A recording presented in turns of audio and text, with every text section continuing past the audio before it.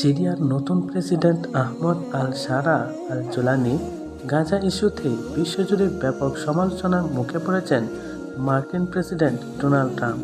এই বিষয়টি নিয়ে তিনি এবার মুখ খুলেছেন। সম্প্রতি the rest is politics British পডকাস্টকে দেয়া এক সাক্ষাৎকারে একথা বলেন যে الدولي وعلى رأسه أمريكا وروسيا في قصفهم وتشريدهم لعامة المسلمين في الشام بحجة استهداف আহমেদ আল জোলানি বলেন, গাজা থেকে ফিলিস্তিনিদের অন্যত্র পুনর্বাসন এবং উপত্যকার নিয়ন্ত্রণ নিতে ট্রাম্পের পরিকল্পনা একটি গুরুতর অপরাধ, যা শেষ পর্যন্ত ব্যর্থ হবে বলে মনে করেন সিরিয়ার প্রেসিডেন্ট।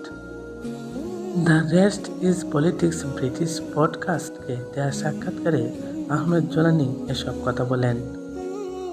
যুদ্ধবিধ্বস্ত গাজা বাসিন্দাদের অন্যত্র কোথাও স্থানান্তরিত করার পর যুক্তরাষ্ট্র উপত্যকাটির নিয়ন্ত্রণ নেবে এবং সেখানে অর্থনৈতিক উন্নয়ন ঘটবে।